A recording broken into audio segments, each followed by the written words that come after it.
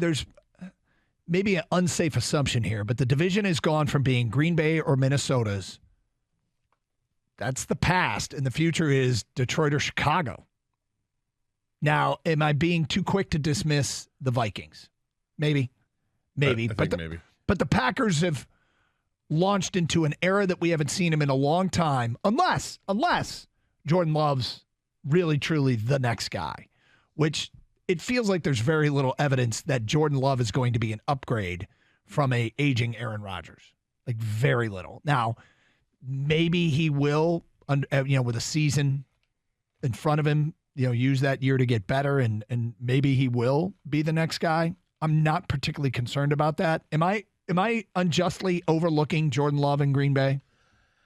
I think a little bit, but I think we're all guilty of it because what we've seen hasn't been impressive, and yet I think you got to give him a chance to actually play. He hasn't played, because Rodgers has been there. Been a couple games here and there where he's missed, or maybe he's out for a half, and Jordan Love comes in and he's not going to show you much. But it is now there's no competition. It's Jordan Love's show. Yep.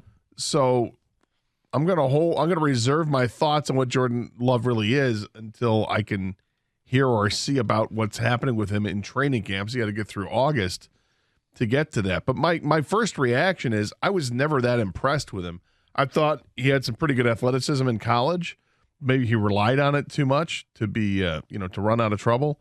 And I don't think he's in the elite class of the other running quarterbacks.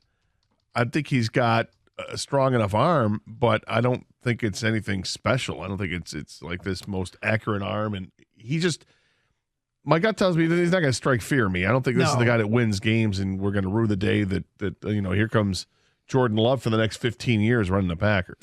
Look, it's probable that Green Bay is in a rebuild. Probable. And that they won't be a factor in the North for a minute here. I mean, year, 2 years, whatever. Chicago has had all that cap money, made some big changes, have a bunch of draft picks. Chicago has a chance to dramatically improve themselves, but that also might not happen right away. And they've got to get it right. Minnesota feels like a fake 13-4 team, and it felt that way even more when they dropped the home playoff game to the Giants. And then there's Detroit, assuming that things are going to work out for Detroit, assuming that the arrow that's pointing up is indicative of true success to come, has been a dangerous venture here historically. It has not turned out to be the case. This one feels different.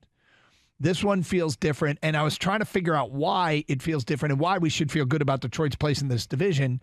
And to me, it's mostly because of Brad Holmes. Dan Campbell deserves some credit too, but it feels like we finally have an executive in charge after, Millen, Mayhew, Quinn, messes, et cetera, et cetera. We finally have a guy in charge that knows what the F he's doing.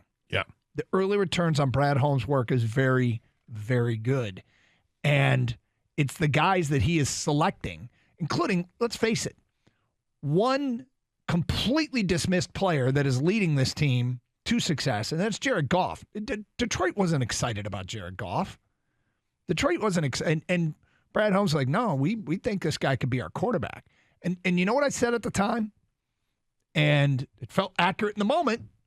Detroit went from having a quarterback that needed help to win to getting a quarterback that needs more help to win. Now, what's interesting is if they had kept Matt Stafford, would Holmes have been able to build a winner to fit Stafford's skill set the way he appears to be building a winner to fit Goff's skill set, right? Because Goff, the one thing that I think we have seen it happen with the Rams, and it's happening here, give Goff an offensive line to work behind, and he'll slice you apart. Now, what would he have needed? What would he have found to put together a formula to win for Stafford? I don't know, but he knew the formula with Goff, and he's executing it. Yeah, it's an interesting question if you were to try to think back what would it be like, but the strength of Jared Goff as a quarterback in the passing game is play action. is Stafford as good of a play-action passer as Goff is? I don't know the answer to that question. I just know Jared Goff's maybe the best in the game at it statistically. Mm-hmm. And if that's enough to separate and say, well, this is the big difference. I mean, Stafford doesn't do this as well. It's Goff's forte, and the Lions are riding that to hopefully to greater things here. That being said, if Stafford was still here, it's a different path because you don't have the picks that you got for Stafford when you traded him. Yeah, so that's I mean, true, that's all part of it. It's an interesting one to think, and I don't know, maybe we'd be at the same spot right now. Yeah, I'm not sure it's an exercise that's particularly useful. Maybe it's not healthy. Yeah, healthy or Embargo. useful. I don't. Yeah, we're done with it. No, We moved on from Matthew Stafford, so we don't have to worry about that. But it's about building this team right now, and they still have the last vestige of the Stafford trade is coming up with the 6th overall pick on Thursday night.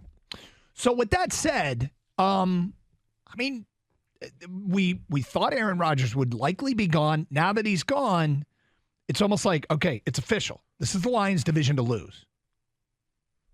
I mean, I asked, am I being too dismissive of Jordan Love? Am I being too dismissive of the Vikings? Well, I think you're being too dismissive of the Vikings. I mean, it's a 13-14 from a year ago. Yes, we know that they flew by the seat of their pants all season long. Numbers only. yeah, you won 13 games, but all by one score or whatever. And it was, hit or miss, and they hit all the time last year, except when it came to the playoffs.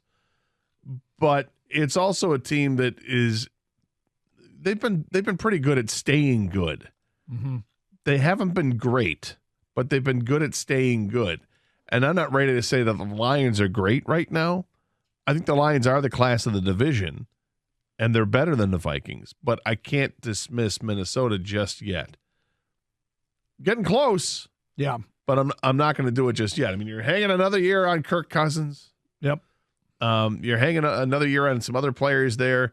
Not sure how happy people are in Minnesota right now, but one draft class could change lots of things for them. But I think when you look at the arc of teams, like we looked at the arc of players and their careers, and then the upside, the downside, I think Minnesota is poised to come down from a 13-win season. I'll just leave it at that. Well, and the Lions had the worst defense statistically in the league in terms of total defense. The Vikings were 31st. I think you and I are pretty comfortable in saying the Lions have the best quarterback in the division. I will turn to Kang, who might be a little bit more skeptical of the quarterback here in Detroit. Do the Lions have the best quarterback in the NFC North? Probably, but I think a lot of people like Kirk Cousins out there. I'm just talking nationally. Yeah. Kirk Cousins gets a lot of love. When you see these quarterback lists, and we see him every year, Goff doesn't really get the respect that he does here nationally.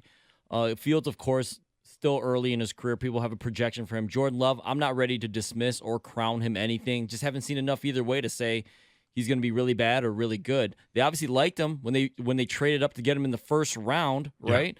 Yeah. And I know it's only been one quarterback, but they did this before with Aaron Rodgers, and they went and got Brett Favre 20 years ago, whatever it was. Yeah, so traded for him, yeah. They so far, two quarterbacks have a good history of when they decide to move on from their, a Hall of Fame starter, right?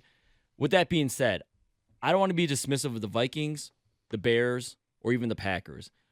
I think the Lions still need to take the division. I don't think they're handed anything. Just because they're Vegas favorites doesn't mean anything to me. They didn't make the playoffs last year. They were 9-8. They had great momentum finishing 8-2, but they still need to take this year. Well, yeah, I mean, they have work to do. I don't There's disagree. Resistance is what I'm saying. I think the other three teams provide resistance. Real resistance. The great thing about division opponents is you actually can really do a legitimate comp because your schedules are so similar. You play the same. You play your 6 games in the division, then everybody plays the same NFC conference and the same AFC conference. And then there's 3 games that are different that are positional games. But, what was it last year? All the divisional teams played the AFC and NFC East, right? Yeah. They played, all their games, their non-divisional games are against the AFC and NFC East. So Vikings, Packers, Lions, and Bears all play. So you can really get a sense for, comparing these teams statistically and say that there's a comp there. Yeah, the Lions have to do it. I don't want to. It's not given to them, but on paper they should do it. Now go out and execute the damn thing, which they've historically never done. It seems like so.